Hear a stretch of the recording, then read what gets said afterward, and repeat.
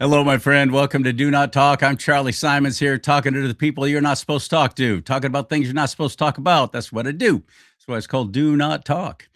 I am looking forward to introducing you to my guest today, Josh Bernstein. Are you familiar with Josh? Hmm. He's he's kind of like Nick Fuentes meets Nick Shirley. Is that guy's name? That guy, that kid in Minnesota, who went and busted all those child earning, child leering center, uh, and he's made a lot of enemies in the media business. So of course, I gravitate to those people because I got stories. But I'm going to let him tell you his story. You want to see what Josh Bernstein's all about? Check this out. Josh Bernstein. Josh Bernstein. Not be Josh Bernstein. So we have Josh Bernstein. Josh Bernstein. Josh Bernstein. Josh Bernstein is going to join us. Josh Bernstein. He's the reason cry closets were invented on college campuses. More terrifying to liberals than their favorite Starbucks running out of soy milk. Oh, boy. More enraging than a transitioning snowflake being called by the wrong pronoun. Excuse me, it's ma'am. It is ma'am. What is wrong with this guy? But I do want to point out, this guy is not a nobody. This guy was on Roku TV. He had his own Roku TV channel. He has a massive audience. What is wrong with you, man? In urban cesspool, your privilege don't work here. And do you get that people say they're cuckoo for Cocoa Puffs? Like, This next fella, Josh Bernstein, who seems nice, he has his own live stream and hates Democrats. He triggers the left more than a newborn baby holding an AK-47 at a school choice rally. Here's the left's most hated conservative voice, Josh Bernstein.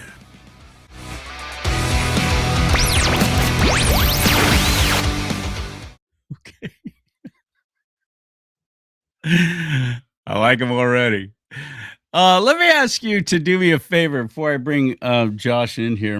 I'm going to ask you to do me a huge favor. Please go to my website and you can help me there. You can support this show because one of the things Josh and I are going to be talking about and commiserating about is how tough it is to actually make a living doing this. In fact, it costs us money to put these shows on, where this is self-funded. Basically, we're running for office, aren't we now? But I say things and he says things that aren't real popular with the populace, aren't real popular even with our own Republican Party. And because of that, we get ignored, we get censored, we get shut down.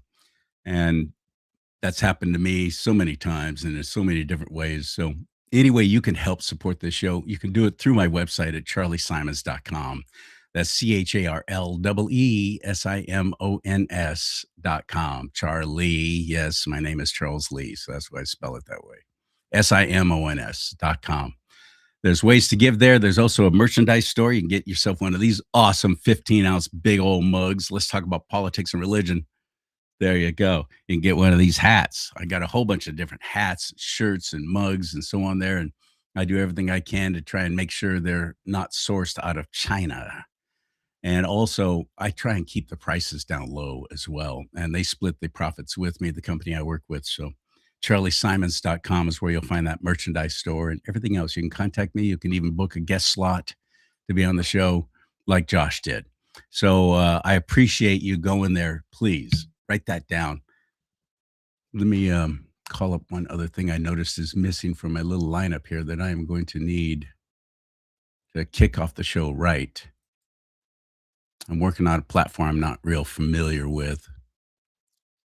So forgive me for a quick second, would you please? If you're watching live right now. As I call up my intro. There it is. There it is. All right. Let's get Josh Bernstein on. Let him talk. Heard enough of me already, haven't you now? I know, I'm sick of hearing me too. Ready? Hit it.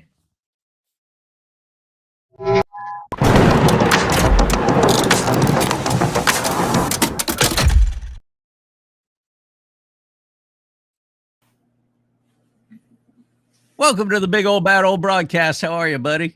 I'm doing fantastic. It's nice to be on the program with you today. Oh, I appreciate the sentiment. You don't even know me, though.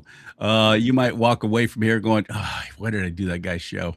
I've been on a couple of those. I know you're on a lot of stuff, though, aren't you? You're even on, are you on Sky News? They put featured. Yeah, I've done Sky News. Out of Australia? Yeah, a few times. I do a show out of Australia every week, actually. Be doing one actually a little bit later on this afternoon. And yeah, no, I do a lot of media despite all the censorship. Look, when you're consistent with the truth and you're honest and ethical with the audience and you don't care who it hurts, you get censored and banned and all that stuff too. But you also get a following and you get people that'll keep coming back because they know that what you say they can put in the bank. So that's a great feeling because that I value more than anything else. Even if I never make a dime back from all the money I've put into putting this show on all the time. This is my ministry. I'm doing this for the Lord. Bottom line, because I do. Ephesians 5:11 powers this show. Be no part of the works of darkness, but instead even expose them. That's what I do. I saw your Rumble channel. The last time you posted something, it was explaining about what happened with your website and why you had to change everything. But it was 9 months ago. You haven't done a show on Rumble for 9 months now? No, I haven't. Basically because I'm now almost solely on Substack. So jbushow.substack.com is where you'll find me 7 days a week. I never take a day off from doing a show because the left doesn't take a day off from trying to destroy this country. And so I feel obligated, as you do, to continue to fight and defend this great country. You'll get a lot of information that you won't hear too many other places, number one. And number two, you can also get a free digital copy of my book, Preserving Liberty, Bold and Brave Solutions to Save America and Create Permanent Freedom, which was endorsed by, here's a weird mix for you, Roger Stone, good buddy of mine, great person, we all know, Alan Dershowitz, for its constitutionality, he endorsed it as well. And then the foreword was done by Congressman Paul Gosar from the Freedom Caucus. And it is a powerful book. It's a very easy read, 150 pages, but you'll need a yellow highlighter in your hand, and you'll need probably some water to keep your mouth dry from dropping all the time from the information that is in the book. There are sections where I use the FBI and CIA's emails to make points, not just in the reference section, but in the actual pages of the book as well. And so I kind of go through different things to help us preserve our liberty. If you love what President Trump is doing and all the wonderful things that he's accomplished, you'll love this book because it's kind of like Project 2025 if it was an 8-foot tall Bigfoot, basically. Chocked full of information, but also solutions to a lot of our issues and a lot of our problems. So we can talk about that. We can talk about pretty much anything you want.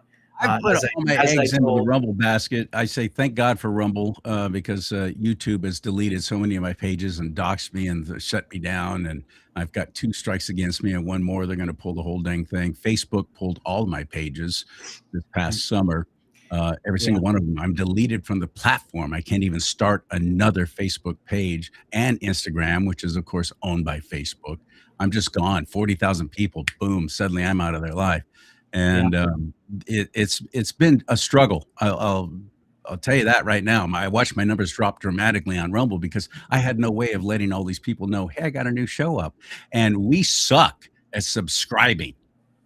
We don't click that bell so you get notified when somebody does a show. We don't follow channels. I'm up to almost 6,000 followers now on Rumble, unlike the tens of thousands I had in Facebook. Yeah, I think I have 2,500, and I haven't even done a video in 9 months on there. But look, we've all experienced lots of interesting things that have happened. A lot of people like to say that I'm one of the goats, as far as the OGs of censorship, me, Alex Jones, Laura Loomer, a few others. And what happened with me is 2 weeks before the 2020 election, I was showing votes being switched live on CNN in the Matt Bevin, Andy Beshear, Kentucky governor's race. And you can literally see them taking 5,000 votes in a split second away from Matt Bevin, who clearly is the governor and should have been the rightfully seated governor in Kentucky instead of Andy Beshear. And so we watched the same thing happen in Arizona with Kerry Lake. Absolutely, without a doubt. I've interviewed her a bunch of times on my show, and there's no question that they stole that as well. But here's the thing. So after that video came out, it had about 980,000 views in less than 36 hours. And YouTube literally took both my channels down immediately from that. So I lost, 450,000 people almost instantly.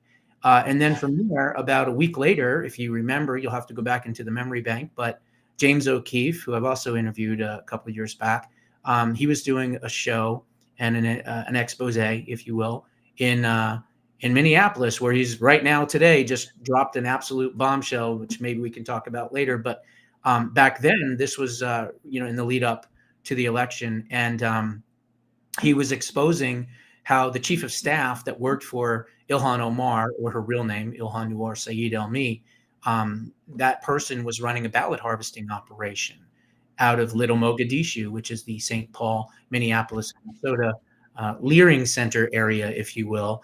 Little Minnesota. Exactly. And so from that, I exposed her, where she came from. You see, the lie about Ilhan Omar, and here's the thing, I'm exposing her back in 2019. People are just learning about her now. I was exposing her way back when she was one of the reasons and the catalyst, if you will, that really led to all of my censorship. So I exposed where she came from. The lie that the prostitutes in the media, as I like to call them, say is prostitutes. Good one. I like it. Yeah. What they like to say all the time is that she escaped war-torn Somalia for a better life in America. Well, that's absolute garbage. She was war-torn Somalia because her father was Muhammad Nuar, who worked for Saeed Bayar's dictatorship and was a propaganda minister and probably took part in a lot of the atrocities that happened. So they either stole the Omar name in Mogadishu, or they paid it off or something, and they lied on their N-400 immigration forms. Have you ever been close to or associated with an authoritarian, totalitarian regime? No. Well, that was a lie. And so if they didn't leave Mogadishu, they would have been executed. So they took another name and they came to the United States of America. And of course, she then ran as a member in the Minnesota House, I believe the DFL. And she was one of the first and only people, I think there was 2 members at that time, that voted against a bill that would have stopped and banned female genital mutilation. And so that caught my attention. And I was like, whoa, like who is this person? And so, of course, there was a lot of other stories out there as well on her. They were just starting. And so I did a full expose of who she is, where she came from, how she lied to come here, how she changed the rules when she got here and everything else. And then I was trying to tell people, look, this woman's going to run for Congress. Okay. She's going to run for Congress. And by the way, I don't know if people know this. It's kind of a side thing, but Alexandria Ocasio-Cortez, or as I like to call her, Dumbelina, Rashida Tlaib, and of course, Ilhan Omar and Ayanna Pressley. Do anybody know how they got to Congress? They are the equivalent of the political Spice Girls. Okay, that's what they are. They ran with a group called the Justice Democrats, and the Justice Democrats put them up. They actually did a casting call of 10,000 people, and they picked AOC to run for that seat in New York. Then they said, well, we need a Muslim woman. They found Ilhan. Oh, well, we need a black woman. They found Ayanna Pressley. And then they needed a Palestinian woman. They found Rashida Tlaib. So the entire squad was the equivalent of the political Spice Girls. That's why she has no experience. That's why she doesn't know what she's doing. And that's how they got to Congress. They put money behind them, and they ran these socialist, communist, Islamists into Congress. But that's a little bit of a side note. So getting back to where I was, explaining all of the details of who she is and the lie about her, I said she should be arrested. She should be investigated. She should be indicted. She should be prosecuted, arrested, and either found guilty and sent to jail forever, or better yet, the E word, executed. Well, that's all I had to say. Josh Bernstein calls for the execution of Congresswoman Ilhan Omar. It was everywhere. MSNBC was covering it. CNN, everyone was covering it. I even had that, by the way, is still on the books. That, by the way, is still on the books as punishment for tyranny. Yeah, exactly. And it's so still on the books. You're absolutely right. It is. It's USC 182381, which is treason. And clearly she is a treasonous individual. And so from that, after that went out, I mean, I even had like Geraldo Rivera saying at FBI, arrest this punk and everything else. It was crazy. She retweets it at the time to all of her supporters, millions of people, and they all started to go and attack the support. So support at Amazon Prime. I had an Amazon Prime television show. Support at Roku Television. I had a TV show and channel on Roku that was doing great. Support at YouTube. Support at Twitter. Support at Patreon. Support at LinkedIn. I was literally ghosted in about 36 hours from everything. I went from millions and millions and millions of views and followers to literally nothing overnight. And so from that, I was like, holy cow, what am I going to do now? So I started a website and I called it joshbernsteinuncensored.com because I'm defiant, right? And eventually I shortened it to JBU Show. And I had it for about 5 years. And I did pretty well. It was a subscription-based website, but the amount of security that I had to pay in 5 years was about $164,000. I had 37 DDoS attacks alone. I was attacked by China. I'm sorry. 37 what attacks? DDoS attacks. Those are full blunt force trauma attacks where they break through firewalls and everything else. Put it this way, I actually, at the end of my website, I had 14 levels of security. I had the same type of security that the infrastructure of the government of Norway had, okay? Or Bank of America or Walmart or one of those companies, which, again, was illegal, basically. I wasn't supposed to have that type of insurance and that cost money. I did. Oh, it cost thousands and thousands of dollars. So put that into perspective. For an American citizen born here, raised here on the East Coast, okay, for me to speak freely after all of that censorship, I had to rely on 24/7 security in another country just to get my message out. So that's kind of the 50,000 foot view of what happened to me and some of my censorship. And that's one of the reasons why eventually I got an opportunity to write my book to try to break through some of that censorship. But it's been tough. But you know what? If you're not over the target, then then what are you doing? I have a famous quote in A to Z Quotes that says, I want to be loved by millions and I want to be hated by the same amount, because honestly, who wants to be moderately accepted and loved by everyone? I always say that too. There's people that if they were my friends, I would figure I'm doing something wrong. Yeah. I don't want them as friends. I fully get that. And I understand your plight. And you've been doing this a long time. I've been a radio and television broadcaster all my life. I didn't get into the podcasting thing until about 4.5, 5 years ago. So I'm new to the game even still. But you've been on and you've been doing this for, good heavens, how many years? I'm going into my 14th year. I started in 2012, right around there. And I wrote for Breitbart. I wrote for the Tea Party Tribune. I wrote for a couple of other smaller publications. And somebody reached out to me on Facebook when I was still there. And they said, Josh, I really like your articles. Have you ever thought about doing radio? And I said, no, not really, but I wouldn't mind trying it. And so this is back in the blog talk days, right? Almost dial up, if you remember. I remember I was also on Ustream for a while. That's how long ago this was. Ustream. Yeah, exactly. So I started a blog talk radio show with a gal in Mississippi, and she was a Southern Baptist, and she was very polite and proper and sweet. And I was the rigid. Did she ever say "bless your heart" to you? Because that's not a compliment, many by times. the way. Yeah. Well, I don't She- know. Maybe she did. Maybe she didn't. I don't know. But so I ended up doing a show with her, and she was the Southern Baptist, the sweet, the nice one, and I was the rougher, tougher, more rigid New Jersey type, East Coaster kind of thing. And what ended up happening was it was called the Grit and Grace Show. And we did it for about 10 months, and it got pretty popular. But at about maybe the 9-10th month mark, I realized that nobody knew who Josh Bernstein was, and nobody knew who this other person was. I don't want to just out who she was. People can look it up and find it themselves. And I realized I'm branding the wrong thing here. I'm branding something called Grit and Grace that no one even really, they know that, but they don't know the person behind it. So we parted our ways eventually. And I decided if I'm going to do a show on my own, then I'm going to do a show and I'm going to use my name. I'm going to brand myself. And that's exactly what I did. And I was on LinkedIn. And back in the old days, in the Wild West, if you will, of social media, you could post anything, anywhere, all the time. You never got censored. It was fine. It was great. You could build your audience. It was wonderful, right? Well, I got a call from somebody that saw one of my shows on LinkedIn. And it turns out that this gentleman was the general manager for what's known as Star Worldwide Networks out of Scottsdale, Arizona. And it turns out that he reached out to me and he said, "Hey, I really like your show. I'd like to get your show in front of Dave." And I said, "Dave who?" And they said, "Dave Pratt."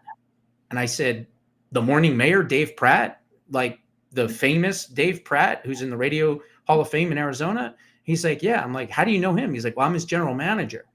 And I was like, "Oh, okay." So long story short, I was working for Voice of America, not I'm sorry, Voice America, not Voice of America. So the guy that had that company and that name was pretty sharp guy, because I'm sure he got a lot of overflow from Voice of America, if you know what I mean. And I was a producer for them, but honestly, I wasn't. It was just a glorified phone jockey where I was selling, like radio shows to like authors and stuff like that. It was not, I wasn't really doing production work. Long story short, I go in and meet with Dave Pratt, the morning mayor, Dave Pratt. And he's like, "Josh, I really like your show. I like everything you're doing." And at the time, he was trying to sell me a show because he knew that I was working at this other company. And I said, "Well, look, I don't have the money to do that and this and that." And he goes, "Well, I tell you what, why don't you come work for me and you can sell, shows for me, and I'll give you a free show twice a week. And we'll put you in a real studio and you can do your own show and then you can work with me." And I was like, wow, producers, engineers, the whole bit? Absolutely. So I ended up doing that.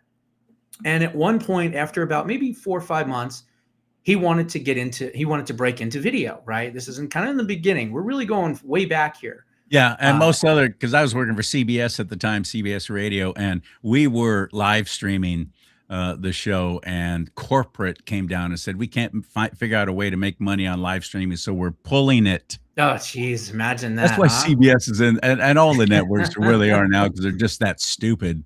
So they pulled all presence off of the internet right when it was starting to build. Dumb. Wow, that's unreal. Yeah, so I ended up doing the show there, and all of a sudden I came in one day, and again, this was just radio only, and all of a sudden I see a couple of people sitting in chairs in the studio area, and I noticed that they're members of the media here in Arizona. I don't want to say their names. So they're sitting there, and one of them's got a clipboard. He's a sportscaster. Another one is a evening nightly news lady, and they're sitting in these chairs and they're watching me. And the producer's like, "Don't worry about it. I don't know why they're sitting there. Just do your thing." And so I'm doing my thing, and this is the first show that we did on video, and he basically used me as a guinea pig. Never ever did it before. Didn't know what the hell I was doing. I had my notes in front of me. I'm looking up. He said, "Just keep eye contact with the camera." I said, "Okay, no problem." So I end up doing the show. And then afterwards, these two people leave and they go into the conference room with the door closed for about maybe 10, 15 minutes. All of a sudden they leave. They say, "Nice to meet you." I'm like, "Okay, nice to meet you." They leave. And Dave says, "Josh, come on in here for a second." So I go into the conference room and I'm like, what's going on? This is after the show was over, of course. I mean, they didn't pull you off the air. Of course. No, of course not. And so no, he that's sits happened. down. Don't say yeah, of course not. That's happened. Yeah, Dennis Michael Lynch, right? I'm not going to take it anymore. Remember that? It was a brave patriot move right there on the air. But so what ended up happening was he walked in and he said, "Look, I want to continue to do a video show with you every single week. You did really, really well." And I said, "Well, those people were from like the news." And he said, "Yeah, they were. I wanted them to sit in and see what they thought of you." And I was like, "Okay, well, what did they think?" He said, "Well, the one sportscaster said that he was a little annoyed with me." And I said, "Me personally?" He said, "No, me as in him, Dave Pratt." And I said, "Why?" And he said, "Because he asked me why I was going to sit here and talk with watch this kid, as he called you. This kid, I can't teach him anything. He was a natural. Why am I sitting here? What do you want me to do?" And Dave said, "That's what I thought." The other gal said kind of the same thing, that if you don't hire him, maybe we will. And so from that point, they kind of put full production behind me. And I started doing this show on what was known as actually the Double Wide Network, which eventually became Star Worldwide Media. And I did it for about a year and a half, had big guests, all that good stuff. And it was a lot of fun. And I owe a lot to Dave because Dave, one of the nicest people I've ever met. I got to work with him on a couple of things. Yeah. One of the nicest people in the business. Just an absolute gentleman, just a great, great guy. He Great wasn't talent. really a political animal at all. He was friends with, like, I don't know, like the guys from Striper came in a couple times. Luis Gonzalez, the baseball player, was here. Doug Ducey, all these people that in Arizona that kept coming into the studio and stuff like that. Some of them, I interviewed Doug Ducey before he was our governor. And all that. But long story short, he taught me a lot. He taught me about cadence. He taught me about voice inflection, pitch, tone, rejoiners, right? In case you're just joining us, we're speaking today with, that kind of thing. Yeah. And as a matter of fact, if you're just tuning in, this is Josh Bernstein. Exactly. There you And go. so I learned a lot from Dave. Actually thank him in my book in the acknowledgement sections. And he was wonderful. And I would say, the other person who was really instrumental was the late, great, Barry Farber. I did Barry Farber's show, I don't know, 300. That's cool. Times. Oh, my goodness. Somewhere Basically, around 300 times, I think. One of the founders but everybody always talks about Rush Limbaugh, but Barry Farber was doing it before Limbaugh. Yeah, and Barry Farber was just a sweet, sweet man. I actually got a chance to meet him in person. My father passed in October of 2019.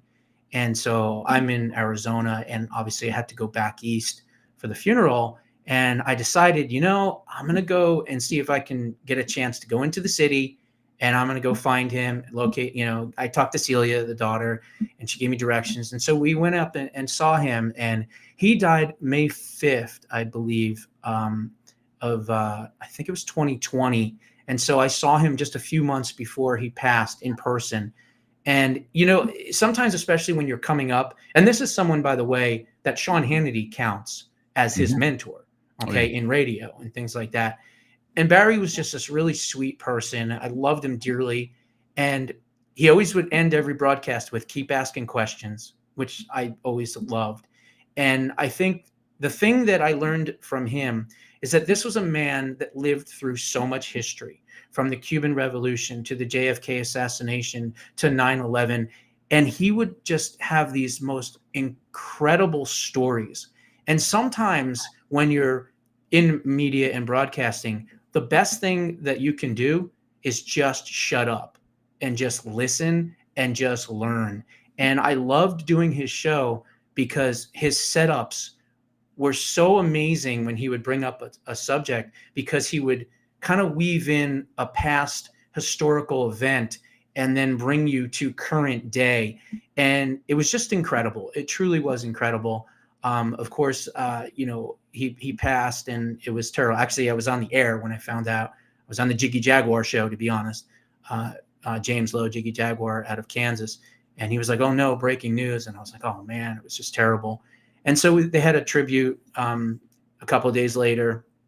And I'm not a big fan of Sean Vanity, as Michael Savage likes to call him, and there's a Vanity. reason for that.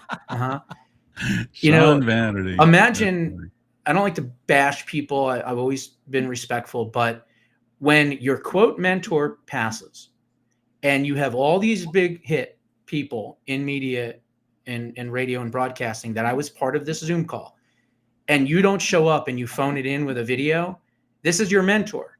I don't care how busy you are. This was your mentor. You come on to the live broadcast, and he didn't do that. I don't know why he didn't do that. I was there. There was many other big hitters in industry, top 100 people, everything. And it was a tribute to Barry. And so I'll never really, that never will sit right. You know what I mean? With him not showing up for that. But long story short, those were kind of my mentors. And then of course, definitely I would have to say, AMAC and Dan, who has passed away. He was the founder and owner of AMAC. For folks that don't know what AMAC is, it's the Association for Mature American Citizens, which is the conservative alternative to the AARP group, or as I like to call them, the American Advancements for Radical Progressives. Let's be honest, that's what they are. It's pathetic. Exactly. It's definitely targeted towards the whole program's for seniors, but it's also targeted with just propaganda and crap in their magazine and everything else that they do and the things that they support with your money.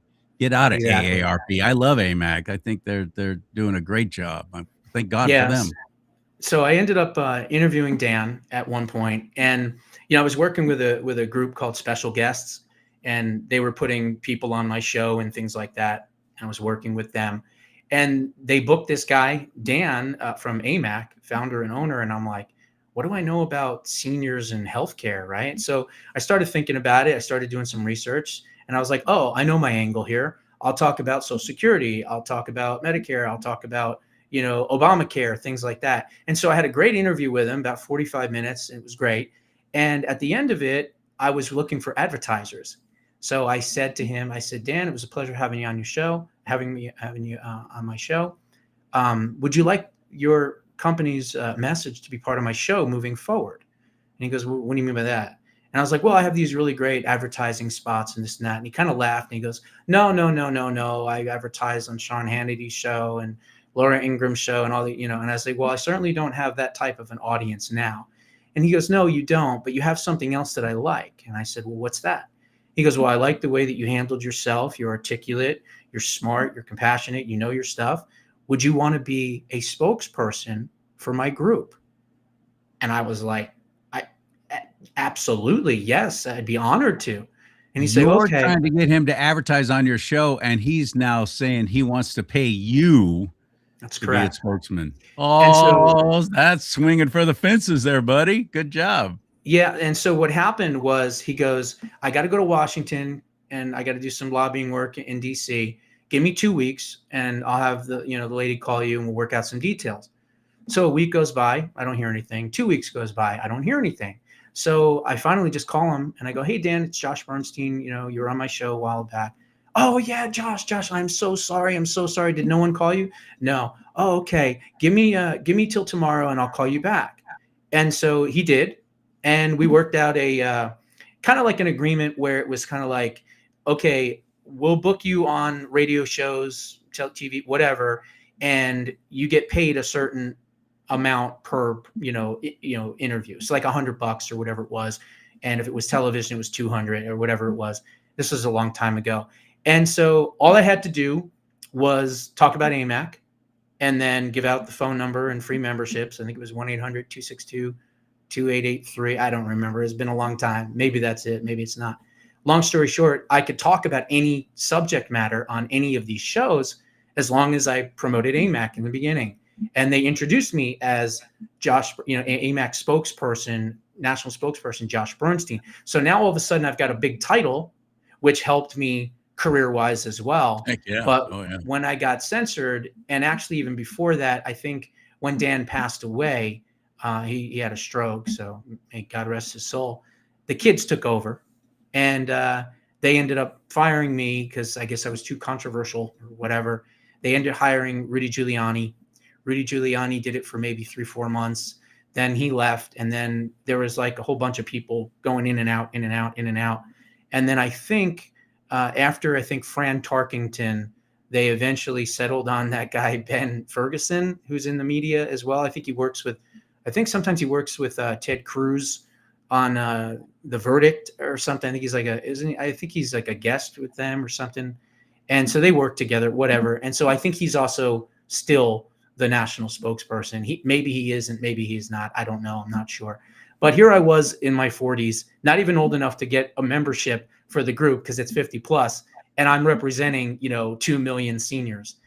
It was a lot of fun. So those are kind of like the three big influencers, if you will, on my career. I love it. Congratulations. And I know that you've gone through some struggles and you've taken some hard hits, and you had to make some financial decisions because it was costing you so much money just to protect your own frickin' website. Mm-hmm. I'm blessed. I have a friend who has his own private server. He's the one that built my website.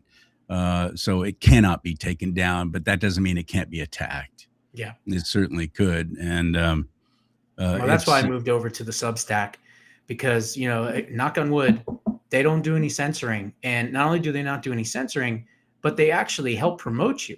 Like every single thing you post has a subscribe button in it. And every video you put up, they automatically cut 3 or 4 little tiny segments on it that you can promote. Yeah, it's a really, really good platform. So if folks want to support me, I've had a lot of friends tell me I need to go over there, and I just haven't done it yet. Well, $49 a year. I actually have like one of the lowest prices possible. That equates to $4.08 per month. You get 7 to 10 shows a week, because sometimes I'll do 2 or 3 segments a day. You also get my Full Throttle Thursday, which is a live broadcast every Thursday night where people join on a Zoom call. They can ask me any questions they want and interact with me. It's a lot of fun. Plus, you can either buy a copy for $20 on Amazon or Barnes & Noble, wherever books are sold, or you can get a digital copy, which they sell for $12.99 for free for becoming a paid member. And I always joke and say, the only thing missing from this deal is the gun, the ski mask, and the getaway car, because it is truly highway robbery for that kind of content. I admire anybody who writes a book. For heaven's sake, I'm impressed if you write a pamphlet. My buddy Trevor Carey. Well, there's a story behind the book too, if you want to hear that one. Yeah, well, tell me. 2023, I go to Turning Point every single year. I've been going for years. And in 2023, I just decided, I'm going to take myself, go with my wife, and I'll bring, my security guy just in case, whatever. And I'm just going to go on Saturday. I'm not going to go Friday. I'm just going to go Saturday. Let's just see what happens, right? So I go there, and if you haven't been in a few years, it is huge. I mean, the vendors used to be in the hallway where Media Row was. Now they're not. Now they have their own auditorium with so many. I mean, it's like football fields deep of people. So I'm walking around through there. It's kind of like a Cracker Barrel. You have to walk through the store to get to the main venue, to the restaurant. That's how it is. I was at the People's Convention in Detroit with Turning Point, and he's right. I've never seen, they turned that entire convention center. There wasn't a space on the wall. I don't think that wasn't covered up in some way, including the big giant pillars with Turning Point stuff and pictures of Charlie Kirk and everything else. Yeah. It was so good. Yeah, I was in the one in Phoenix just a month or so ago. Yeah, I wanted to go to that. Well, I live in Arizona, so it's a 45-minute drive to me to get there. But so anyway, I'm walking around in there, and I see all these vendors and this and that. And all of a sudden, I see a big banner, and it says Skyhorse Publishing. So I'm like, oh, that's kind of cool. And then there's like a little table set up, and there's all these books. And I'm like, oh, Dr. Ben Carson, I've interviewed him. Dr. Robert Malone, I've interviewed him. And I'm going through all these different people. And so the girl says, who are you? And so I explained who I was and that. And she's like, have you ever written a book? And I said, no, I've never written a book. But many years ago, I wrote like a 10, 15-page thing, and I called it The Great Squanderer.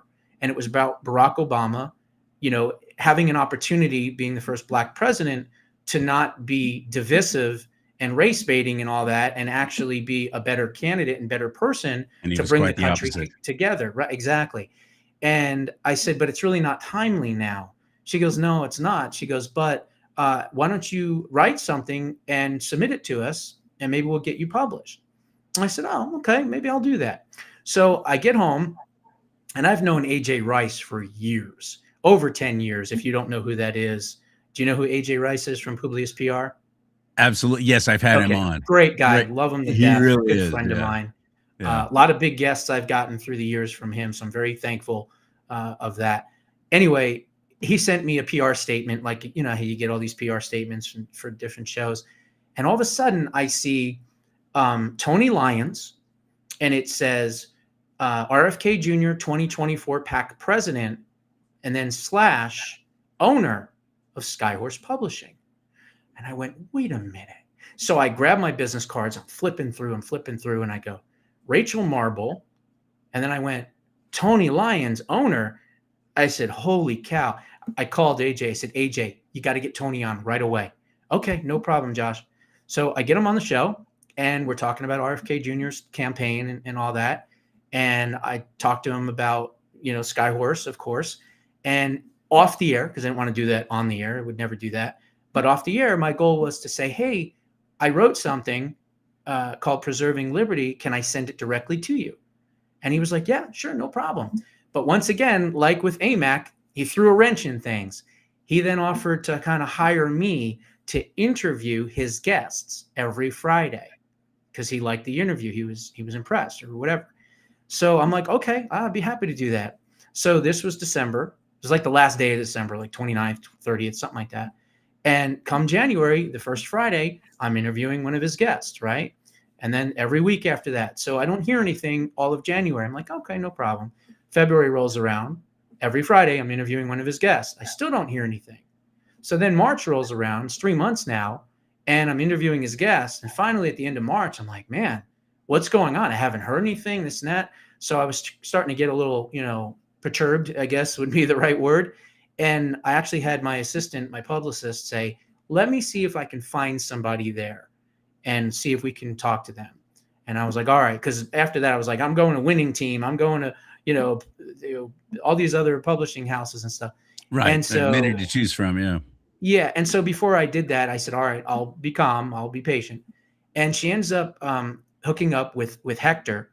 And I don't want to give his last name, but Hector did the last 7 books for Alan Dershowitz, including 2 of his bestsellers. So she books a Zoom call with me. Her name is Marlene and Hector. And we do about a 45-minute call. I sent him the 15-page outline that I wrote. And he's like, Josh, I love it. This is great. This is going to be so good. I really want to do this book. And I said, oh, that's wonderful. What's the next step? He goes, well, let me talk to Tony and I'll get back to you. And I'm thinking, all right, what, week, 2 weeks, 3 weeks? He goes, no, about an hour. An hour? He says, yeah, let me just literally talk to him. I was like, okay.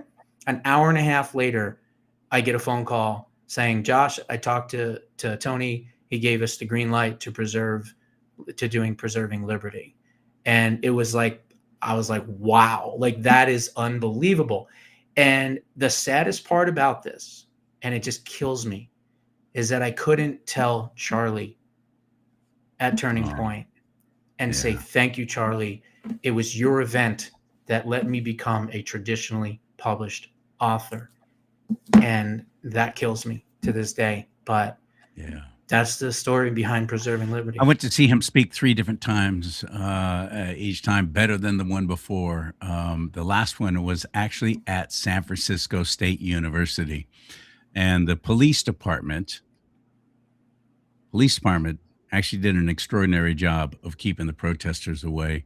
And as you can imagine, in San Francisco, there were many of them what I call it too. trying to disrupt, destroy, but they kept them far away. And I was impressed, actually, and somewhat surprised, because I thought the SFPD would be looking the other way, you know. But no, they did a fine job. And I'm looking around and I'm seeing sniper. Well, sniper. They were all around. Now, I don't know if that was SFPD or if that was Charlie's security detail, but they had everything covered. What happened in Utah? And that whole thing is so suspect to me, buddy. Why did his shirt move? Why did if it's a 30-06, you're going to be getting a gigantic exit wound. That's not going to be stopped by a neck muscle. That whole thing is so completely weird. What do you know about that? What are your thoughts on that? The killing of Charlie Kirk? Well, the one guy that they said was quote doing hand signals and all that wasn't the case. That was his pastor. Actually came out and did a video afterwards, said that he was in the SUV with him and everything else. Look, the kid was a good shot, I think. I don't believe there was another shooter. I know there's a lot of conspiracies out there. Obviously, they found the gun and everything else. And here's the thing. I agree that it was likely just him, but I don't think that it was just him as far as who set it up, who funded it, the entire online trans terrorist nation. Why was he ever even able to get up on that roof in Pennsylvania when President Trump was shot? Obviously, there was some dirty. There's no question there. That was a things were allowed. Things were they looked the other way. Something was completely nefarious with that as well. How did he have access to that roof? Exactly. No, look, as far as the Butler assassination attempt, look, if I was President Trump, and I've been saying this for the longest time, I would have put my hand on the Bible, sworn in, President of the United States, and I would have told my team, all right, I want to know by midnight tonight who tried to kill me. I don't care what you have to do. You get me that information by tonight. I want to know right now. Where is the urgency to find out who tried to blow your head off, basically? I know. Right? I don't understand that. It doesn't make any sense to me at all. And the media's moved on. I mean, they moved on. I have a feeling I know who was behind it, and I don't want to say publicly. Maybe you can ask me off the air. But if you think about the relationship between Cheadle and another individual and who was in charge of the scheduling and the fact that it was done in a wooded area, with all these different rooftops, I mean, it clearly points, I think, to one individual, but I don't want to, I'll leave it at that. I wish you would say it. I'm not going to say it because I don't know why. Why would you not? Because I don't want to get sued by accusing this one, person in particular. So all you have to do, the trick. You've been in the media long enough. You just say allegedly. Allegedly. Yeah, well, allegedly then, I think it all leads to Jill Biden. And the reason I say that is because who was the security detail when they were VP under Barack Obama? It was Jill Biden. Jill Biden and Cheadle were besties. They shopped together. They went out together. They did all kinds of things together. Who was in charge of security for the Secret Service? Cheadle, right? That wasn't even the A team either. That was the B team because they were following Jill around. I think the A team was. The B team was purposely put in. So allegedly, it might have been her. But I think in reality, I mean, who was setting up all the schedules? Who knew exactly where everyone was going to be at every single point of time, including RFK, including Trump, including, heels up headboard Harris, as I like to call her on my show. All of these people, okay, who would have known that? There's only one person that would have known that. And so, and I think it came from the highest ups. I think if she was running the Biden administration all along, totally actually. She's the absolutely auto pen. She was running it up until, I think, March or May of 2023. And that's when, I'm sorry, it was basically Obama's people running it until May of 2023. I believe that. That's when Jill took over, kicked everybody out. That's when the rift happened, and she solidified power. Everyone was afraid of her. And of course, we know the auto pen situation and everything else. And that's why I say, if you want to get to the root of what happened in the last 4 years, there's 2 investigations that have to come forward, and they have to be prosecuted, indicted, imprisoned, and jailed, and everything else. One is the auto pen, because if you can get the auto pen and get to the bottom of the auto pen and hold those people accountable, now you can go to the Supreme Court and you can say, hey, I want to challenge the constitutionality of a preemptive pardon. Okay. And then once the Supreme Court rules that there's no such thing as a preemptive pardon, because according to my buddy Alan Dershowitz, who endorsed my book, he doesn't believe it was legal either. then you can unravel what happened in the last 4 years. And the other thing is the Mar-a-Lago, because here's the thing. Oh my God. Let me explain. Going through Barron's and Melania's underwear drawers and all this freaky crap going on. That Mar-a-Lago raid was insane and unprecedented, never been done in the history of our nation. And again, where are the repercussions from all that? Why are so many FBI agents that are so dirty still employed by the FBI? Why are there so many still in the DOJ? I thought they were going to clean house and just start over. I don't care if you get down to a skeleton crew of 12, you start over. There are good people out there that they could bring in quickly, like they're doing with ICE and Border Patrol, but and bring in retired people or people who were fired during the whole COVID crap. Yeah. Because they wouldn't take the shot. You got a whole lot of people out there who would love to come back, and but yet there's still the FBI and the DOJ, I believe, is still very dirty with deep state. Yeah. Well, Mar-a-Lago was their fatal mistake. Let me explain why. Russia, they would have gotten away with it. Why? Because there's a statute of limitations. That's why, right? The impeachment, all the other things that they did, they would have gotten away with all of that. The second they raided Mar-a-Lago, it now becomes a criminal conspiracy. It resets the clock. And we know that Barack Obama would have presidential immunity, right? For anything that he did during office, which is why everyone underneath him would be hopefully indicted and in trouble, but not him, unless they can prove through email communications, any type of phone transactions, whatever it might be, if he did anything and had to do with anything with the Mar-a-Lago raid, he no longer has immunity, and therefore there's no statute of limitations on a criminal conspiracy charge. I believe that this administration is working on that diligently. I always say we've got to be patient. Everyone's yelling and screaming, when you're going to arrest someone. I get it. I understand. But justice done right doesn't happen overnight. Would we want them to come out and indict someone right away? And the next thing you know, some slick left-wing lawyer gets a hold of the case and pokes holes in it. And the next thing you know, all that work is gone. I'd rather have them do their diligence and really put together an ironclad case and then bring that ironclad case. Yeah. And what you're doing, you're not going to get convictions in New York. You're not going to get convictions in DC. You're not going to get convictions anywhere, in Virginia or anything, but you can get convictions in Florida. What did they do on January 12th? They impaneled a grand jury in St. Pierce, Florida for criminal conspiracy. So I'm telling you, this is something that they're working on.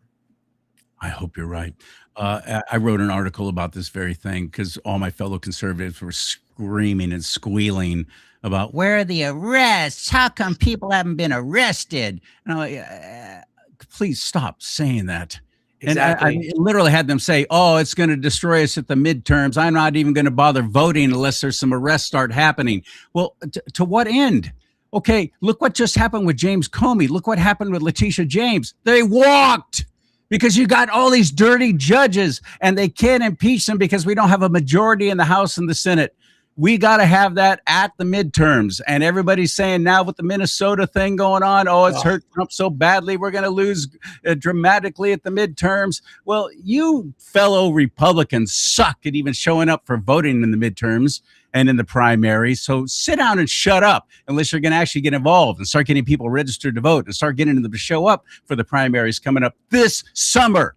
Because elections are won and lost in the primaries, especially in California with our jungle primary. We don't show up. They were celebrating the last election, 2024. Exactly. Oh, 33% of us showed up at the primaries. 33%? You're bragging about that? It's in the team. Look, I said this before, and I'll say it again. If we're not patient, we're going to vote ourselves into communism, okay? Because these people are bloodthirsty, clearly. They will do anything. They will kill, murder, rape, pillage to get back into power. You don't think they're not upset about illegal immigrants? They don't care that illegal immigrants are being arrested. You know what they're upset about? Their illegal voter base is being ripped out by the roots. So what they're not undocumented workers, they're undocumented Democrats. Exactly. So what I say is if we want to maintain power, we have to win those midterms. And one of the best ways to do it is for President Trump to avoid the government shutdown, by doing another budget reconciliation bill. Because here's the thing, how was the one big beautiful bill signed into law? It was done through reconciliation. We only need what? 51 votes, right? You get the majority, you get Vance to step in, he's the tiebreaker, and now we have the one big beautiful bill. We need one more of those. You need to add the SAVE Act. You need to nuke the filibuster. I've been on the fence about the filibuster, but after watching the Minneapolis just absolute civil war insurrection that James O'Keefe just dropped about an hour ago, there's no question that we have to nuke the filibuster. We have an opportunity to dismantle and destroy the left in America right now, and we have to take that chance because, God forbid, if they win in 2028, they're going to nuke it. They're going to pass H.R. 1, which will federalize our elections. They're going to, do statehood for Puerto Rico, probably Greenland, probably, Mariana Island. Who knows what they're capable of doing? You're going to have 14, 15, 18 judges on the court. I'm telling you, it all comes down to this, because if we don't do it now, they're going to do it to us. And it's no longer about a peaceful transition of power, not on our part, on their part. And they don't believe in that anymore. And clearly, when you watch the Minneapolis video, you'll see what I'm talking about, because it is unbelievable how evil and, just abhorrent these people are. I mean, they're like demons. They're literally like demons. They are demonized. They are doing the devil's work. They remind me of jihadists. They are. Because jihadists are willing to die for their cause, right? They're suicide bombers, whatever. These people are the same way. They're martyring themselves in front of ICE to affect change and getting Republicans to say, wow, gee, maybe these tactics are a little too strong. Are you kidding me? I want $1 billion to spend on ICE. $1 billion. That's what I want through a budget reconciliation bill. I want them to go from Hawaii to Alaska and everywhere in between, every single state, every single blue state community area. And I want them to rip all of these illegal voters out immediately and do it before the midterms. Because our own Republicans say, well, they need to be arresting. Last night, a conservative friend of mine was going, well, they need to only be really targeting the ones who have committed crimes. Everyone that's illegal is a criminal. As far as thank you. The word illegal alien, Chris Cuomo. The word illegal alien tells you exactly they have broke. And then Don Lemon going, well, it's just a misdemeanor. Is misdemeanor not a law? Yeah, right. Exactly. Is misdemeanor not a law? I'm sorry, Don, would you please spell that out, how that's not breaking the law? They have all broken the law coming in here. Well, they're basically nice people. They're just looking for a better way of life. Well, then come through legally. And another thing, too, that's the minority of those people who have come across illegally. That's the minority of those who actually want to start businesses and have jobs and start a better life here. Most of them, they came here because they know they're getting the freebies. Absolutely. And they are. Yep. And it boils down to cost versus value. When we were building this country, there was value in bringing people into the country. They wanted to make the country better. They wanted to give their culture, their cuisine. They wanted to work hard. They were willing to become Americans, learn English, give back to this new country that has given them so much. Well, that has now all flipped. And now it's, what can we take? What can we extract? What can we steal from the American people? And we're tired of it. So if you look at, like, for instance, these Somali sewer rats, as I like to call them, right? What value do they bring other than Democrat votes for the Democrats? But what value are they bringing? It's a cost versus value assessment. We need to change all of immigration based on that. Oh, you want to come to America? How much money are you worth? Or do you have a job already? What's your story history? I mean, we've got to do almost like the gold cards that Trump is doing. We need to do that for every single person. But before we do that, we need a moratorium on all immigration, legal and otherwise, for 20 years. There is 55 million illegal aliens. Absolutely. And I'm sorry if there's good people who've been waiting a long time to come in here. They're going to have to wait, because we just had almost 50 million illegals come in here. More than 50. And that, I believe it was at least 50 million, not the 10 or 20 that everybody else is saying. I've talked to J.J. Carroll and Gil Mazza, these retired Border Patrol agents, one actually working again for ICE. I've talked to this dude, again, can't name his name. because everybody's being doxxed, everybody's being destroyed, who's daring to actually uphold the law in the United frickin' States of America. Yep. And it's out of control. It's got to end, and has to be done, just like President Trump promised. And we were all on board when he was campaigning, saying he was going to do it. Now that he's doing it, and there's some pushback in stinking Minnesota, the whole country's going, oh, maybe we need to rethink this. Yeah, no, because it's a psyops. This is a Communist Party psyops, and Republicans are stupid enough to buy into it. You went and voted for President Trump when he said what? I will do the largest deportation in U.S. history. And you voted for him. You support that. You have no right to complain on how it's done. Okay? Just sit down and shut up and allow this country to heal itself by getting rid of these criminal aliens. That's cancer. What needs to be. Getting rid of this, cutting out this cancer, which is what it's been. We need to explain that to people. And I hope President Trump would say something like that, saying, do a thing, a post, speak to America and say, you are witnessing a communist takeover and psyops. And the people that voted for me, that this is what I was going to do. Now you're complaining on how I get it done. You're falling for it. Don't be stupid. And they're also complaining that President Trump is concentrating too much on world things instead of concentrating on the United States. Listen, okay with that. I'm okay with that. Let me explain. So am I, because the things they were trying to instigate and start World War III. That was part of the 16-year plan. How many Republicans even know about the 16-year plan? What can you do to educate people about this plan? This was an Obama-Clinton thing. And of course, their communist ties. The 16-year plan. What can you tell everybody about that to please educate them? Well, clearly that's what it was. I mean, it was going to be Hillary Clinton for 8 years, and after Barack Obama, and then another communist, and eventually take over everything. But look, you brought up a good point, and I want to kind of explain this. Okay, a lot of people are complaining. Concentrate here domestically. We don't care about the rest of the world. Let me explain why that is wrong. Let's just say, for argument's sake, that we didn't just make a deal to get Greenland. We didn't just extract Maduro with new types of weapons that literally discombobulated everything, according to President Trump and some of the people that were guarding Maduro. Not a shot was fired. I can explain that in a minute.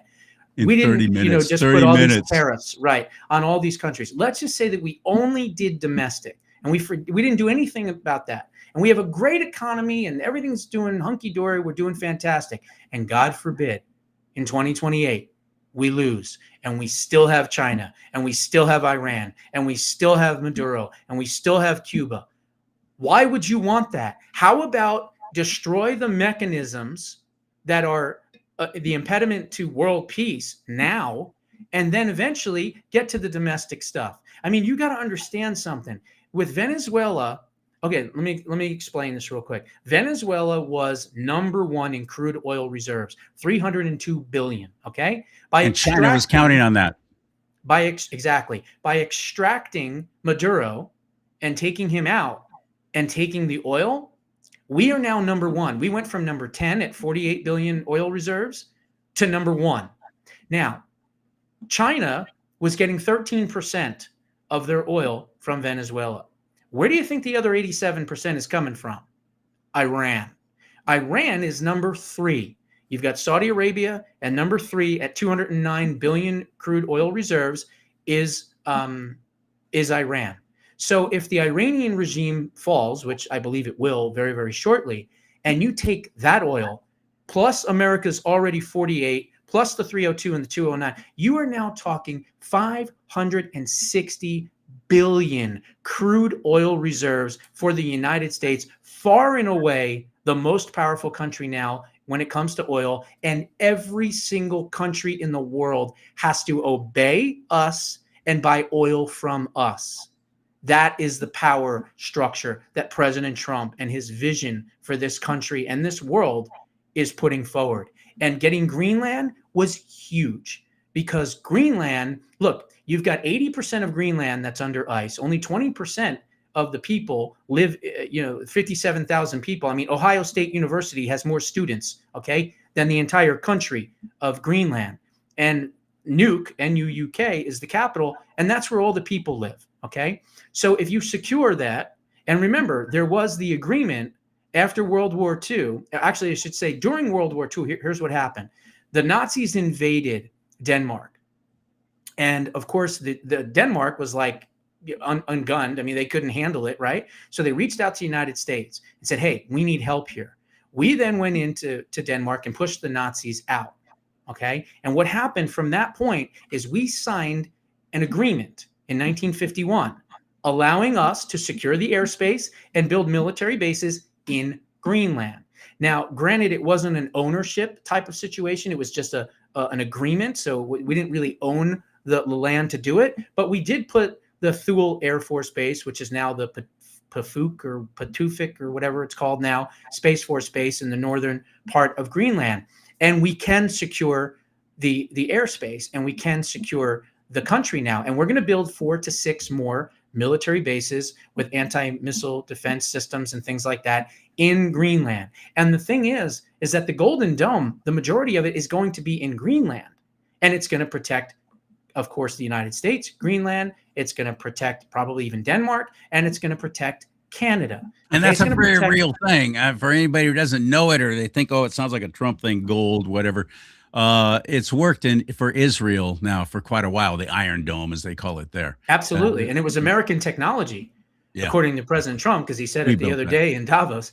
I mean, think about it. He goes to Davos, and he comes home with Greenland. I mean, the guy is incredible. He is literally incredible. And the strategic vision that he has for the future, knowing that the Arctic region is going to be the next battlefield, he's securing that now. He's keeping us out of World War III. People don't understand that. And I actually suggested that President Trump should go to Greenland and do a speech, 45-minute speech, whatever. Tell the people directly, we're not here to take you over. We're not here to invade you. We just want to protect you. We want to protect Denmark and, of course, the United States and this region, and go there and explain it.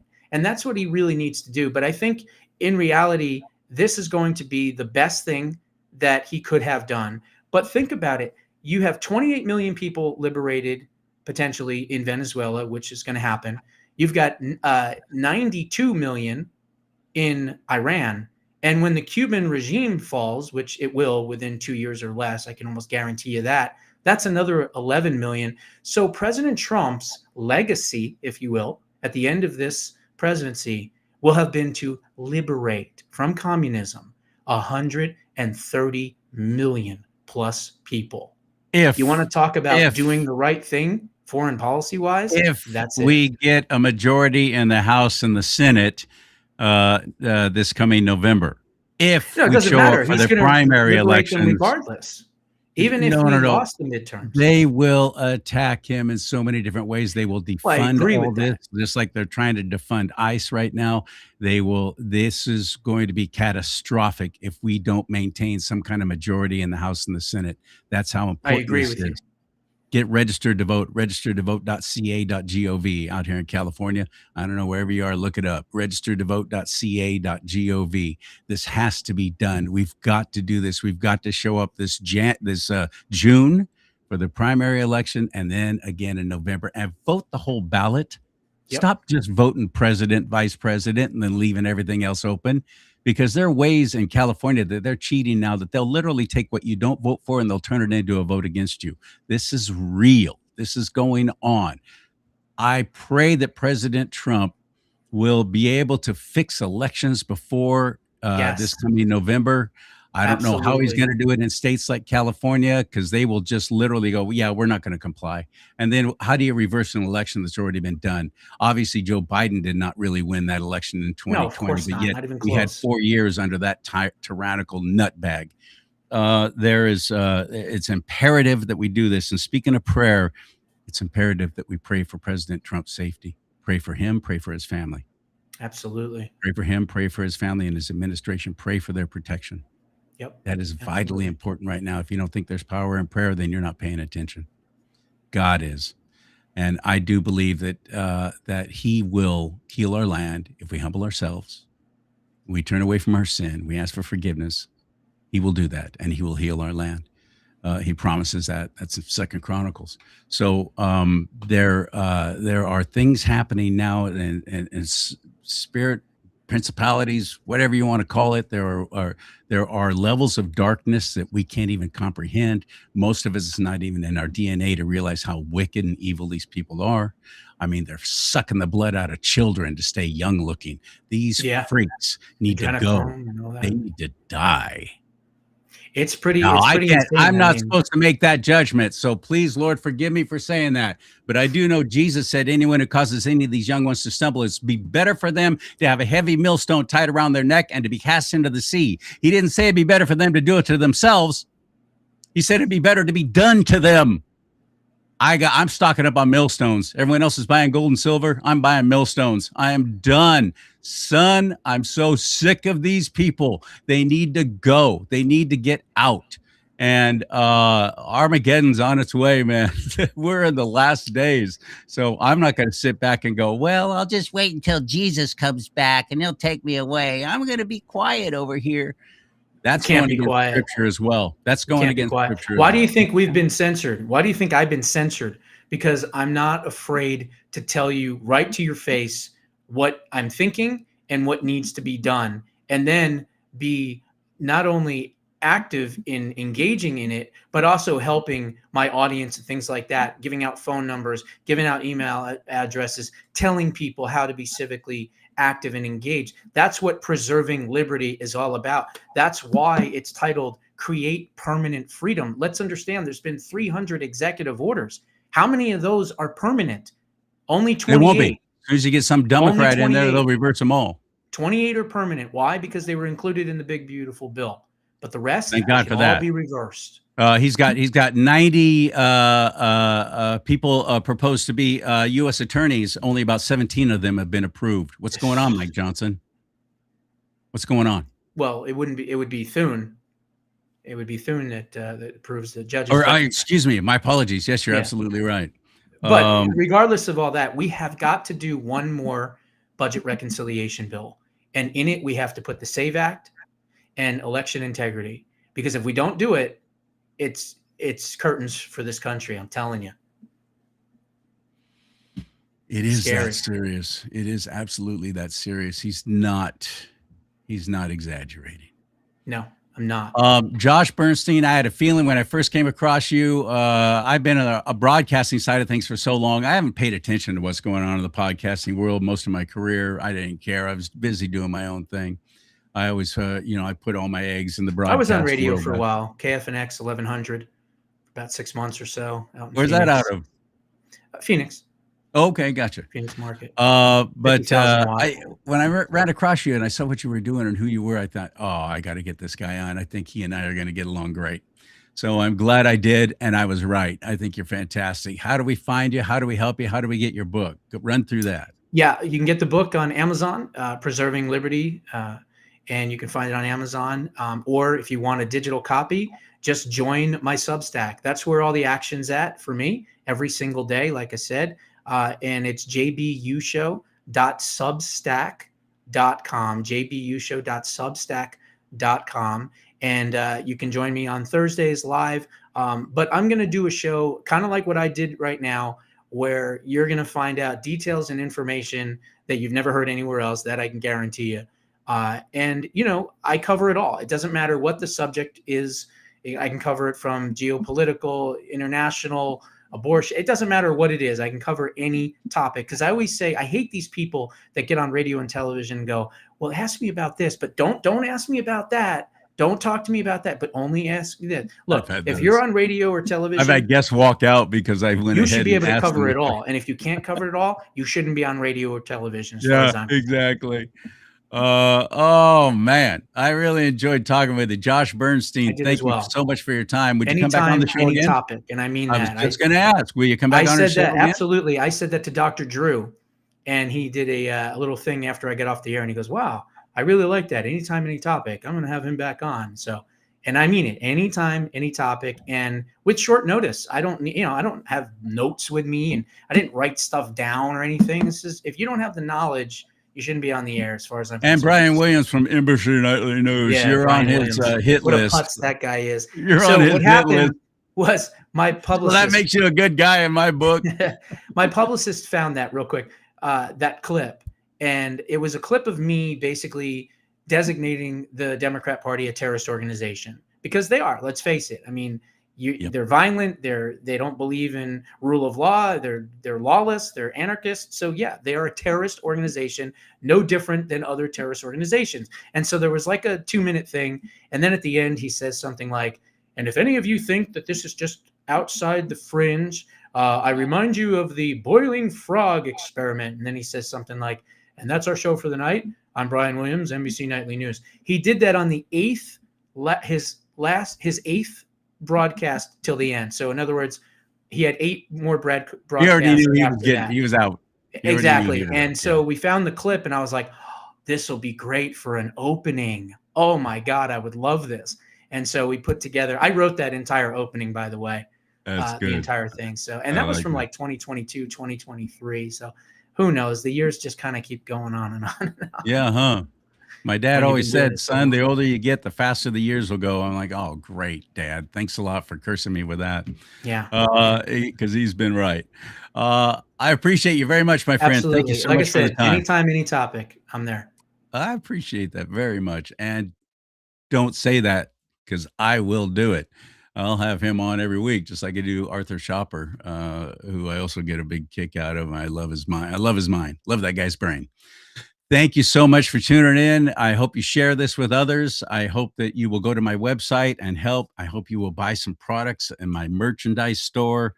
And you'll be helping the show stay on the air that way. Or if you just want to outright give, there's many different ways there, including Give, Send, Go. So please go to my website, charliesimons.com. Help this show stay on the air and share it with others. charliesimons.com. May God bless you and keep you. May God bless America. But most importantly, America, bless God.